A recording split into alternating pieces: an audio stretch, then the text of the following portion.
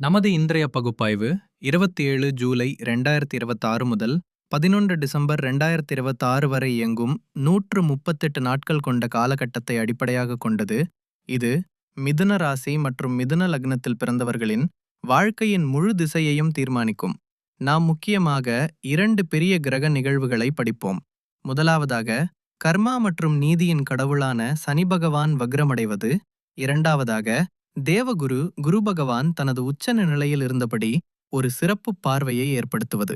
இந்த பலனில் கூறப்பட்டுள்ள விதிகளும் கிரகநிலைகளும் உங்கள் வாழ்க்கையில் விடையளிக்கப்படாத பல கேள்விகளுக்கு தெளிவான பதிலை தரும்.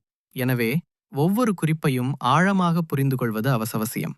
உங்கள் ஜாதகத்தின் முதல் பாவம் அல்லது லக்னத்தை பார்த்தால் அங்கு 3 என்ற எண் இருக்கும். இந்த 3 என்ற எண்ணின் நேரடி அர்த்தம் என்னவென்றால், இது உங்களின் மிதுன லக்ன ஜாதகம் என்பதுதான். நமது இன்றைய முழு விவாதமும் இந்த முழு பலனும் இதன் அடிப்படையிலேயே அமையப்போகிறது. உங்கள் சந்திர ராசியிலிருந்தும் இதை நீங்கள் பார்க்கலாம். ஆனால் வாழ்க்கையின் நடைமுறை நிகழ்வுகள் மற்றும் துல்லியமான முடிவுகளுக்கு லக்னத்தின் தாக்கமே மிகவும் நம்பகமானதாகும். உங்கள் தொழில் மற்றும் கர்மத்துறையை பகுப்பாய்வு செய்வோம். உங்கள் ஜாதகத்தின் 10ஆம் பாவத்தில் 12 என்ற எண், அதாவது மீனராசி உள்ள இடத்தில் சனி பகவான் சஞ்சரிக்கிறார். 10ஆம் பாவம் நமது கர்மா, நமது தொழில் மற்றும் நமது கெரியரை குறிக்கிறது. ஜூலை 27 முதல் சனி பகவான் இங்கு வக்ர நிலையை அடைகிறார். வக்ரமடைதல் என்பதன் வானியல் அர்த்தத்தை புரிந்து கொள்வது அவசியம். கிரகங்கள் ஒருபோதும் பின்னோக்கி நகர்வதில்லை. இது நீங்கள் ஓடும் ரயிலில் அமர்ந்திருக்கும் போது அருகிலுள்ள தண்டவாளத்தில் மற்றொரு ரயில் செல்வது போல் ஆகும்.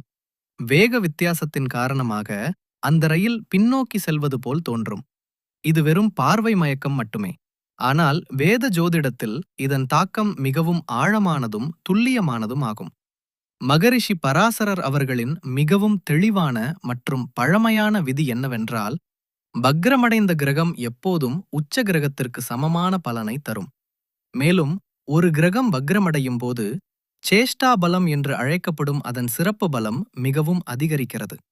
சாராவளி நூலின் 5வது அத்தியாயத்தில் சேஷ்டாபலம் குறித்து மிகவும் நம்பகமான ஒரு ஸ்லோகம் வருகிறது.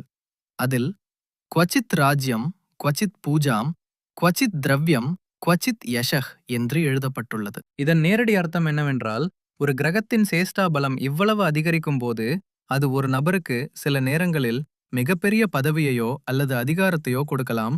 சில நேரங்களில் சமூகத்தில் அதிக மரியாதையையும் வழிபாட்டையும் கொடுக்கலாம். சில நேரங்களில் அபரிமிதமான செல்வத்தை கொடுக்கலாம். சில நேரங்களில் மிகப்பெரிய புகழை கொடுக்கலாம். சனி பகவான் முழு 30 ஆண்டுகளுக்கு பிறகு உங்கள் தொழில் கரியர் பாவத்திற்கு திரும்பியுள்ளார். இந்த 30 ஆண்டுகளின் முழு சுழற்சியில் அவர் வக்ரமடைவது இதுவே கடைசி முறையாகும்.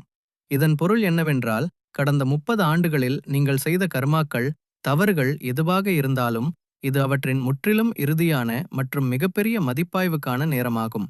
இந்த பெயர்ச்சியின் தாக்கத்தை உங்கள் தனிப்பட்ட ஜாதகத்தில் சரிபார்க்க ஒரு துல்லியமான விதி உள்ளது. உங்களின் முக்கிய பிறப்பு ஜாதகத்தை பாருங்கள். அதில் சனிக்கு முன்னால் பிளஸ் குறி இருந்தால், அல்லது தமிழில் வா என்ற எழுத்தோ அல்லது ஆங்கிலத்தில் ரெட்ரோகிரேட் அல்லது ரெட் என்றோ எழுதப்பட்டிருந்தால், நீங்கள் பிறந்த சமயத்திலும் சனி வக்ரமாக இருந்தார் என்று அர்த்தம். அப்படியானால் இந்த தற்போதைய பெயர்ச்சி உங்களுக்கு மிகவும் லாபகரமானதாக அமையப்போகிறது. இந்த நேரம் உங்கள் வாழ்க்கையில் மிக வேகமாக வெற்றியை கொண்டு வரும். உங்கள் போராட்டம் என்பது கிட்டத்தட்ட இல்லாததாகவே இருக்கும். ஆனால் உங்கள் பிறப்பு ஜாதகத்தில் சனி நேர்கதியில் இருந்தால், அதாவது அவருக்கு முன்னால் அப்படி எந்த குறியீடும் இல்லை என்றால், நேர்மறையான முடிவுகள் உங்களுக்கும் 100% கிடைக்கும். ஆனால் அதற்காக நீங்கள் மிகவும் கடினமாக உழைக்க வேண்டியிருக்கும் மற்றும் வெற்றி சற்று மெதுவான வேகத்தில் உங்களை நோக்கி வரும். கிரகங்களின் தத்துவங்களின் சேர்க்கை இங்கு ஒரு சிறப்பான நிலையை உருவாக்குகிறது. காற்று தத்துவ கிரகமான சனி பகவான் நீர் தத்துவ ராசியான மீன ராசியில் அமர்ந்துள்ளார்.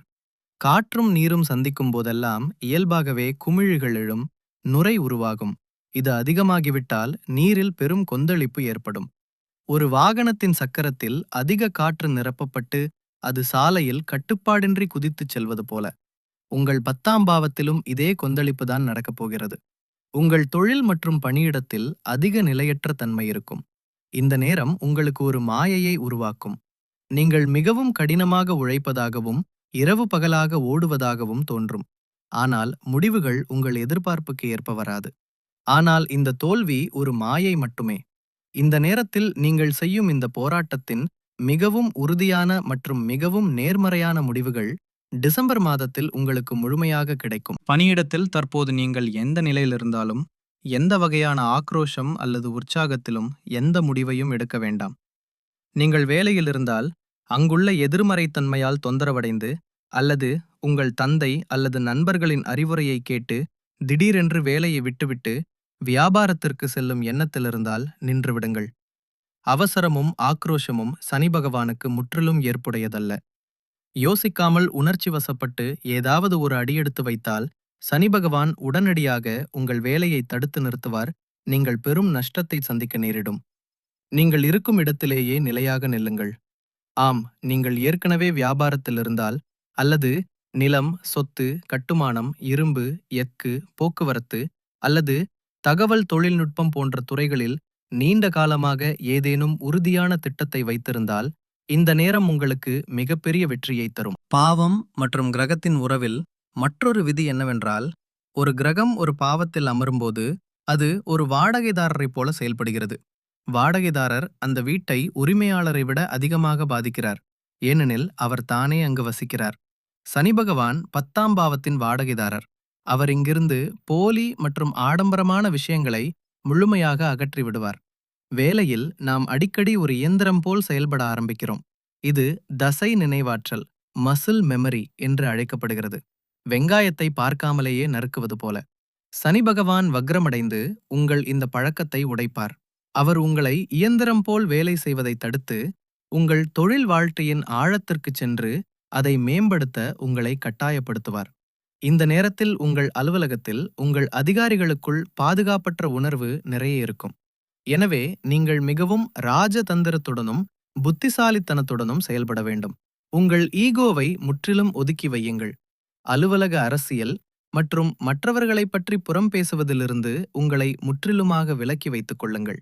குதிரையின் கண்களில் கடிவாளம் கட்டப்பட்டிருப்பது போல உங்கள் முழு கவனத்தையும் ஃபோக்கஸ் உங்கள் வேலையில் மட்டுமே செலுத்துங்கள். வக்ரசனியின் தாக்கம் 10ஆம் பாவத்துடன் மட்டும் நின்றுவிடாது. வக்ர கிரகம் தனக்கு முந்தைய பாவத்தின் பலன்களையும் தரும் என்பது ஜோதிட விதியாகும். அதாவது 10ஆம் பாவத்தில் அமர்ந்து உங்கள் 9ஆம் பாவத்தையும் செயல்படுத்துகிறார்.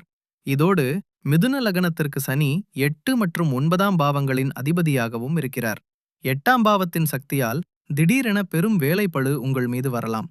அடிப்படையில் உங்களுடையது அல்லாத சில பொறுப்புகள் உங்களுக்கு வழங்கப்படலாம். இது போன்ற சமயங்களில் நீங்கள் தனிமையை விரும்புபவராக மாற வேண்டும். சமூக கூட்டங்கள் மற்றும் ஆடம்பரங்களிலிருந்து விலகி தனிமையில் உங்கள் வேலை மற்றும் ஆராய்ச்சியில் கவனம் செலுத்துவது உங்களுக்கு மிகவும் பொருத்தமான பாதையாக இருக்கும். 9ஆம் பாவம் செயல்படுவது பலன் சொல்லும் கண்ணோட்டத்தில் மிகவும் முக்கியமானது. 9ஆம் பாவம் நமது பாக்கியம், தந்தை, குருமார்கள் மற்றும் தர்மத்தினுடையது. சனியின் இந்த பின்னோக்கிய இழுப்பு உங்கள் பழைய மற்றும் நிலுவையில் உள்ள கர்மாக்களின் கணக்கை கேட்கிறது. சனியின் அதிகரித்த சேஷ்டாபலம் உங்களுக்கு ராஜயோகத்தை வழங்க வேண்டும் என்று நீங்கள் விரும்பினால், உங்களின் கடந்த கால கர்மாக்களை நீங்கள் மதிப்பாய்வு செய்ய வேண்டும். உங்கள் தந்தையின் உடல்நலம் சார்ந்த ஏதேனும் வேலை நிலுவையில் இருந்தால், அவர் சொன்னதை நீங்கள் கேட்கவில்லை என்றால், முன்னுரிமை கொடுத்து அதை நிறைவேற்றுங்கள்.